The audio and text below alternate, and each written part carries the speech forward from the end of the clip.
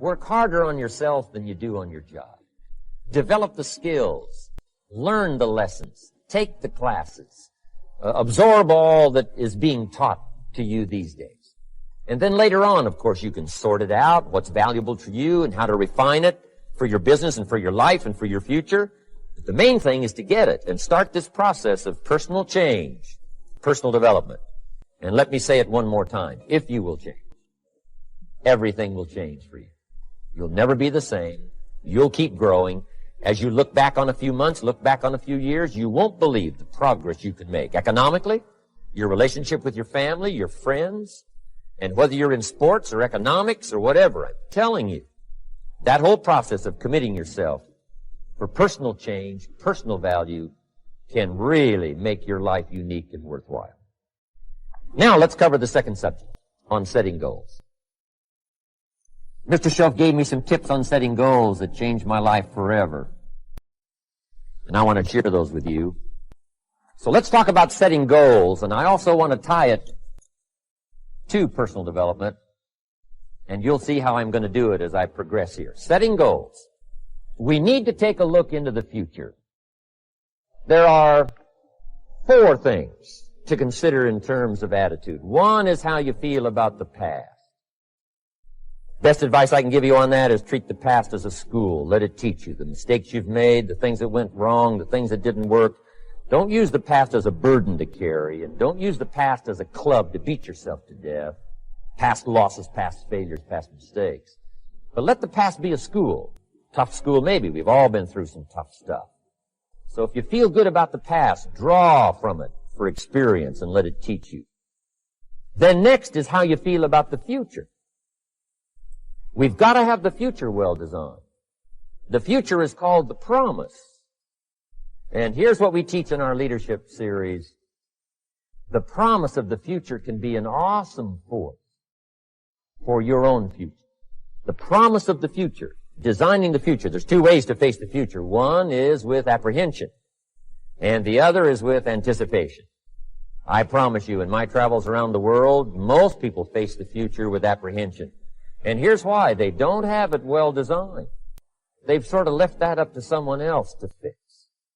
But here's the best way to face the future, with anticipation. And you can face the future with anticipation if the future is clear, if the future is well designed. And I would like to have you consider some thoughts with me that help me to really change my future by giving it some thought and some consideration. And here it is. In setting goals, it's very simple. Number 1, decide what you want. You just take a little time. You sit down and say, what do I want? What kind of skills do I want? What kind of income do I want for the future? What would I like? Where would I like to go? Places I'd like to visit. Habits I'd like to acquire. Skills I'd like to have. You just take a little time to think about what you want. Economics, friendships, people you'd like to meet, places you'd like to go. You just take some time. And then I suggest, when you've thought about what you want for the future, make a list. Just jot it all down. So really a very simple process. And then here's number 3. Keep all the old lists. I'm telling you, this served me so well, keeping my old list of goals. I look back now 10, 20 years ago at goals I set, lists I made, and I smile now because here's what I thought was so important, 20 years ago. Now some of those things aren't even on my list.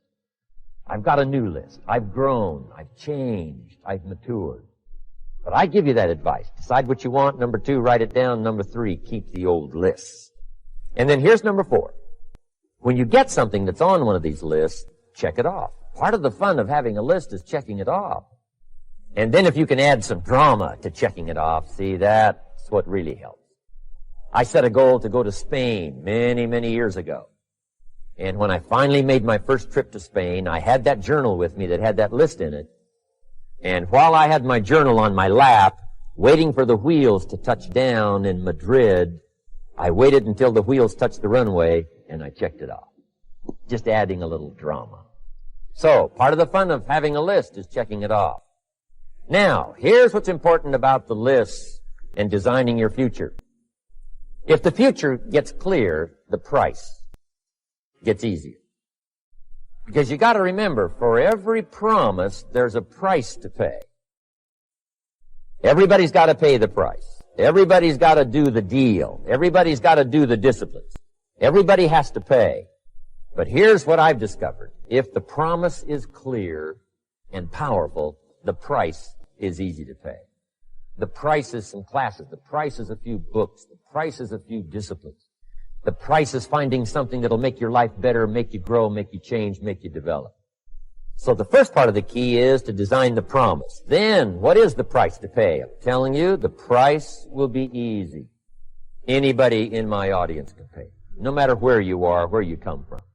Color doesn't matter, religion doesn't matter, where you grew up doesn't matter, circumstances don't matter. I'm telling you, if you'll make the promise of the future clear for yourself, the things you want, the places you want to go, the things you want to have, the person you want to become, the skills you want, the homes you want, the future you want, the friends you want, all of the values of life that you could possibly want.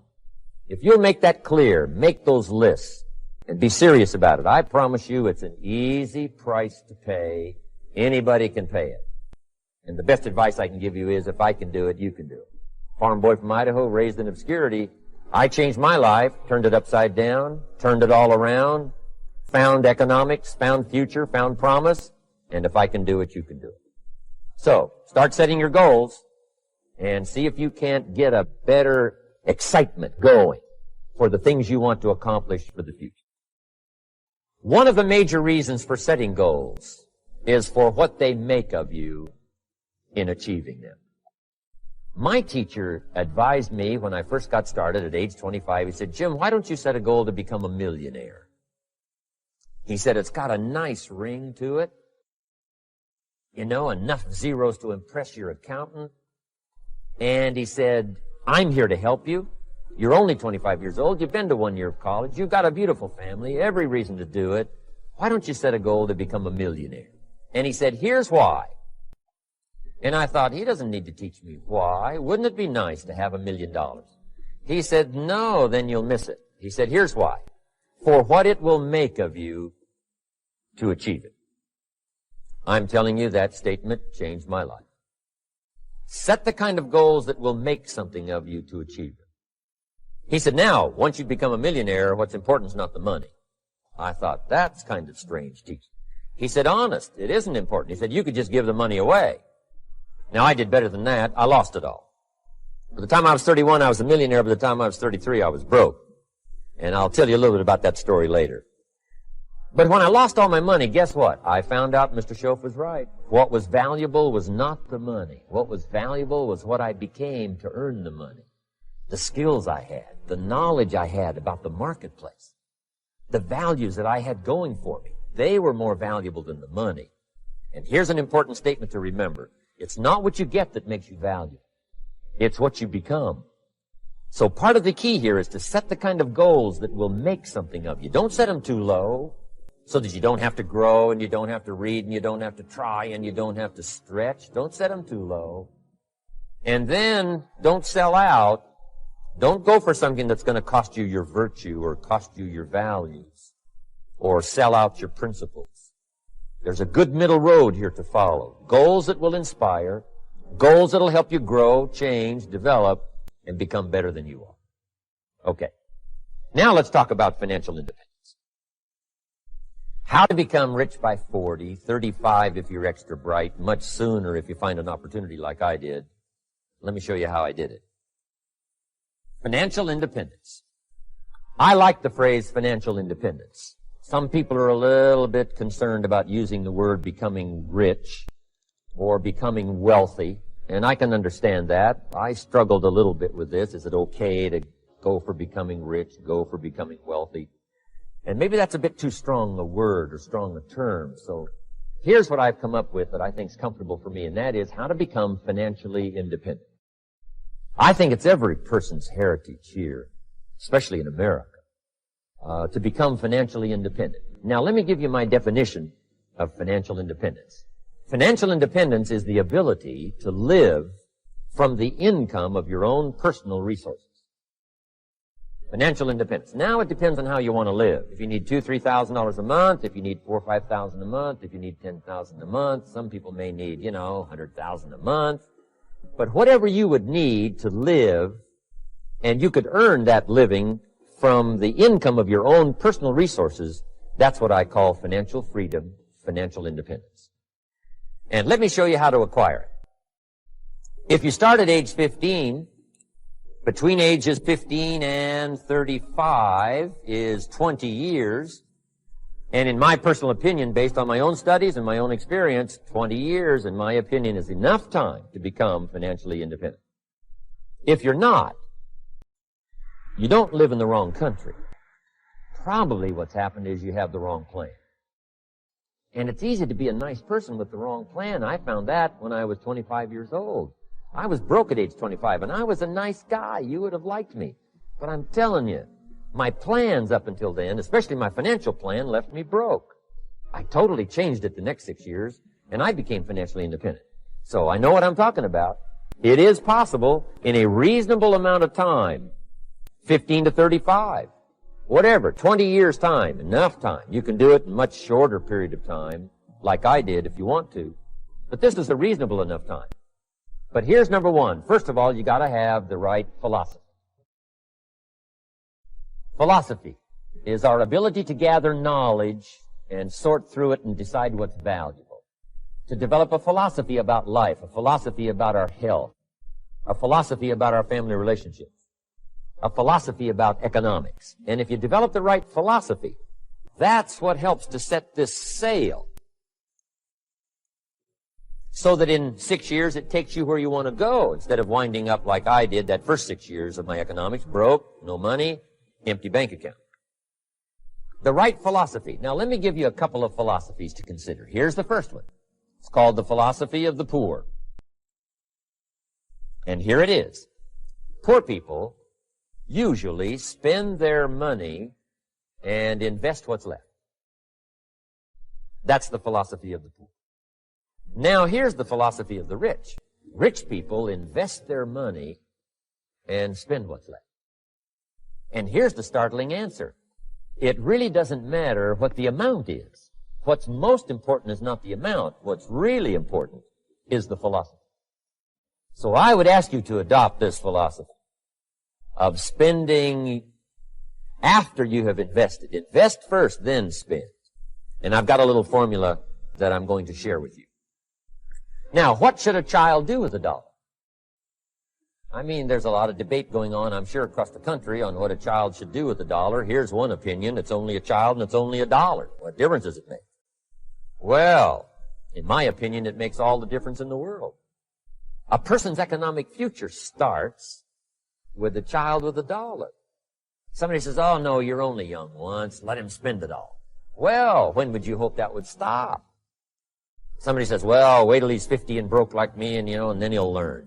Well, no, we don't want to wait that long.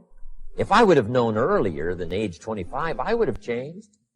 In high school, if they would have had classes called Wealth 1, Wealth 2, I'd have taken both classes. I would not have waited until age 25. So, the earlier the better. So, what should a child do with a dollar? Here's the simple premise to begin with. Don't spend it all. And if a child wants to spend the whole dollar, you got to say, hey, don't spend it all. Don't spend it all. They'll say, why not? It's my dollar. I earned it. You say, I know you earned it, but don't spend it all. They'll still say, why not? Say, let me show you why not.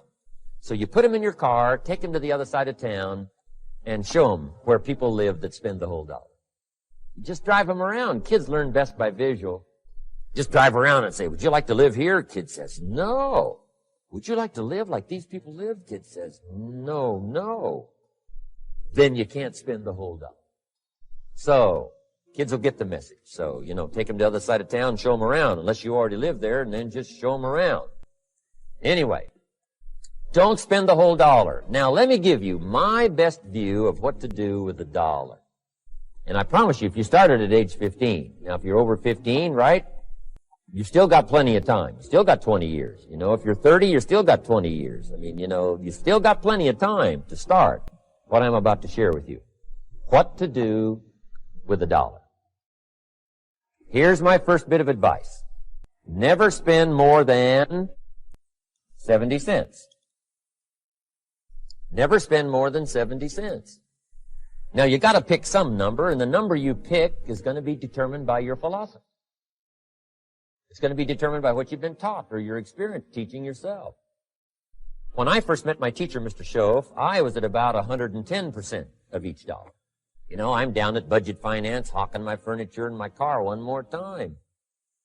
And then I learned a whole better formula for financial independence. Number one, don't spend more than 70 cents. Now, kids say to me, well, okay, what do I do with the other 30 cents? And here's what I teach them. 10 cents for charity.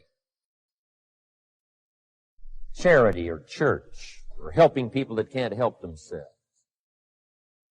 10 cents to support worthy projects. Projects that you feel good about. 10 cents out of every dollar. It's called being generous with part of what you've taken out of society. Now, in my opinion, nothing teaches us character better than generosity.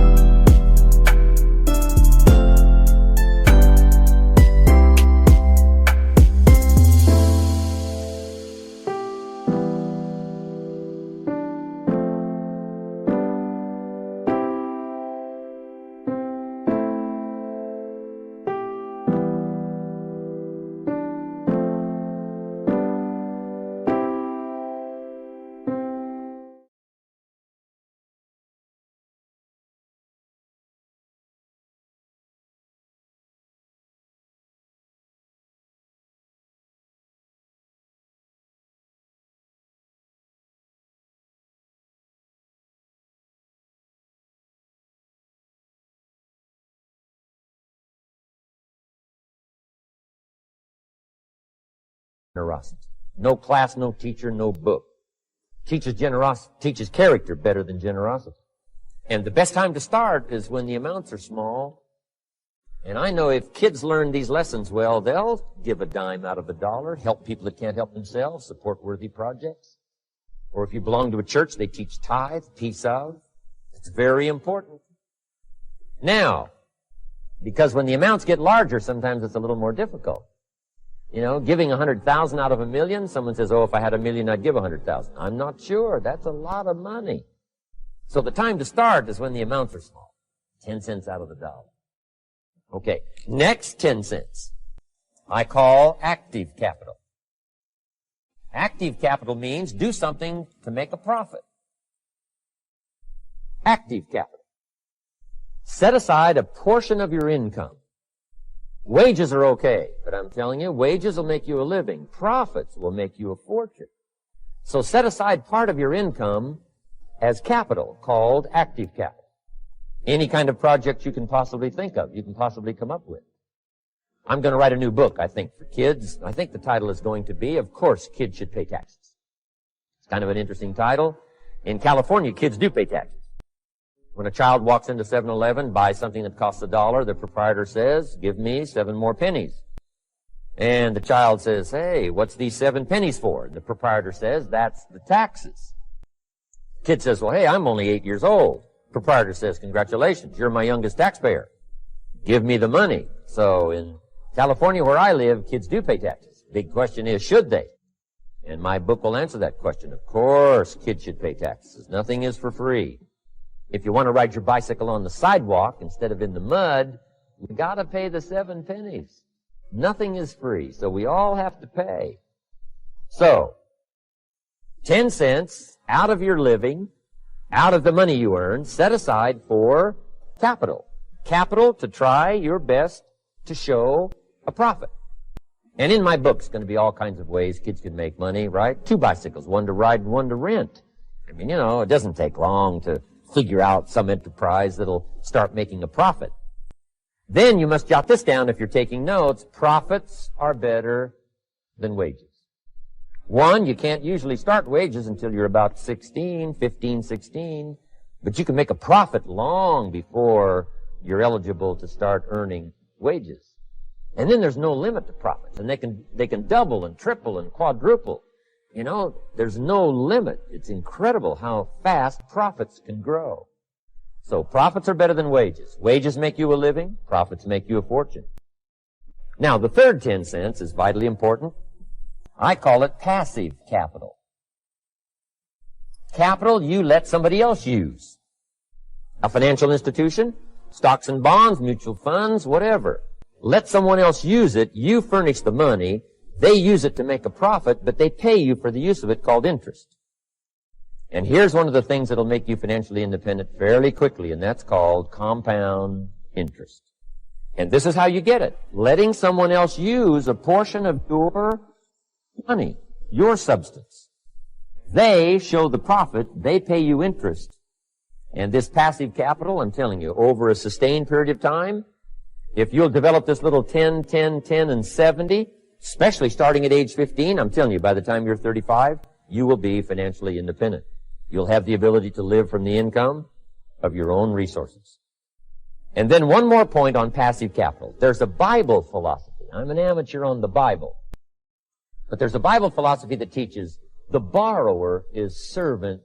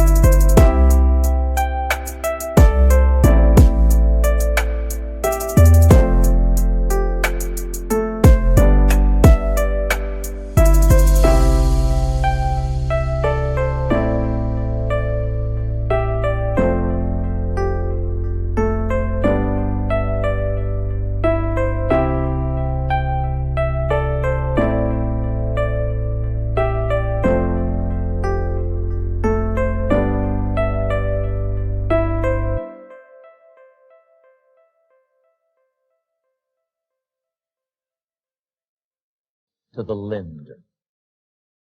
And if you want to be in a powerful position as you grow older, finally when you become mature, maybe have your own business, things have worked out for you for the future, the position you always want to be in is the power position.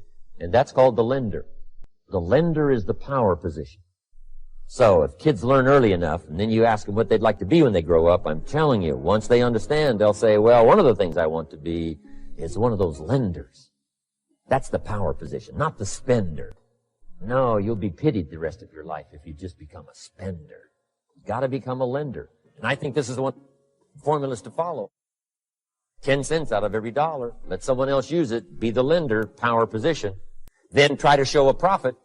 Can't we teach our children how to take $1, search the neighborhood, find a broken wagon, pay $1 for it, bring it home, clean it up, sand it until it's clean, paint it red till it shines, straighten out the wheels till they're true, take it back to the neighborhood, sell it for $5? Anybody can do that. Now, does the child deserve $4 profit? And the answer is yes. Society now has a mended wagon. And that's what America's all about. Finding something, touching it, making it better, making a profit, taking part of your resources, helping people who can't help themselves. Let someone else use it to make a profit. Some projects require more capital than one person has. Exciting. And then let them pay you for the use of it. America's had this philosophy now all these years. Communism is taught all these years. Capital belongs in the hands of the state, not in the hands of the people. We've been teaching all these years, capital belongs in the hands of the people, not in the hands of the state. And we turned out to be right. Capital in the hands of the kids, capital in the hands of the people. Enterprises that make a profit, enterprises that grow. It's the hope of our future. So that little simple formula, I hope will help you. Now, one more key on financial independence, and that is attitude. Attitude. Here's number one. I used to say, I hate to pay my bills. My teacher straightened me out on that. He said, let's see, Mr. Rohn, what you hate to do is pay $100 on an account and reduce your liabilities and increase your assets. I said, well, no, not if you look at it that way. He said, well, it all depends on how you look at it. So wouldn't you love to pay your bills, reduce your liabilities, increase your assets? You got to have that kind of attitude. I found out the same attitude about taxes. I used to say, I hate to pay my taxes. Mr. Shove said, well, that's one way to live. But don't you understand? Taxes is how we care and feed the goose that lays the golden eggs. Wouldn't you want to do your share? Someone says, yes, but the goose eats too much. Probably true. But hey, we all eat too much. We all need to go on a diet. Better a fat goose than no goose. So I finally became a happy taxpayer. Now, I think taxes are too high, so I'm working to get taxes lowered for our economic future. But then whatever they turn out to be, I gladly pay and do my part, because that's what makes the whole system run, each of us doing our part. Now, I want these three subjects to be valuable for you. I want them to have meaning for you. I want you someday to be financially independent. I want you to have the personal development so that you feel good about yourself. If I had a chance to meet you someday, I'd like to have you show me the list of goals that you got started and say, Mr. Rohn, here's some I've already checked off. Here's the books I'm reading. Here's what's happened. I'm developing the skills. I'm better this year than I was last year. I've got more self-confidence. My skills are developing. That's what I want for you. And now I'd like to leave you with these 4 questions called questions to ponder. These questions were valuable for me, and I want to make them valuable for you. Here's the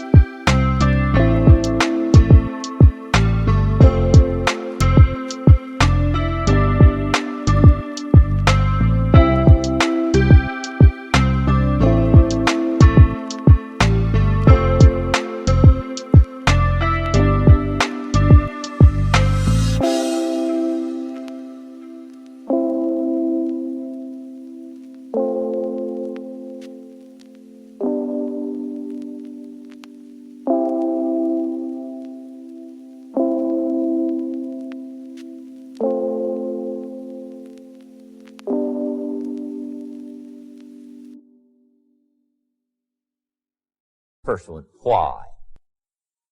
We all ask why we should work this hard. Why take that many classes? Why go to school that many years? You know, why take the notes? Why read the books? Why work that hard? Why put yourself through the push-ups and the disciplines? Why? Good question, why? Best answer to why, I think, is the second question. Why not? Why not see how many books you can read, how many classes you can take, how many skills you can develop? Why not see how valuable you could become to the marketplace and to your friends and to your family? Why not see what you can make of yourself? Why not see how far you can go, how much you can see, how much you can earn, how much you can share? Why not? That's the heritage all of us have, in America especially, is to see what we can make out of our lives now that we've been given this extraordinary opportunity. Now, my third question I'd love to ask you in person. But since I can't do it in person, I want to ask it of all of you. But I want you to take it personally. And my third question is, why not you? Why not you? With good self-esteem. Why not you starting to change and setting goals? Why not you starting to make progress toward financial independence? If I can do it, you can do it. I wished I had a lot more testimonials here today besides mine. A whole steady stream that would come by and tell you their story. Someone who started with nothing, finally run a big enterprise. A mother who was on welfare, now she owns her own business. In addition to my story, I wish I had a lot more. And if all of them told their story, guess how they would probably wind up their story? They'd probably say, just like me, why not you? If we can read, you can read. If we can change, you can change. If we can figure it out, you can figure it out. If we can turn it around, you can turn it around. There isn't anything you can't accomplish. That's what those testimonials would say. And so I want to say it to you personally. Why not you? You've got the brains. You've got the stamina. You've got the vitality. You've got the interest. You've got your life ahead of you. You've got the future. You can do it. If anybody can do it, you can do it. If one of us can do it, hey, we all can do it. And now here's my last question. Why not now? This is a good time to set your goals, work on yourself, work on your skills. What a good time to get it together. What a good time to start this process. Personal development, growing, changing, developing, having a good plan for your money and for your life and for your future. Why not now?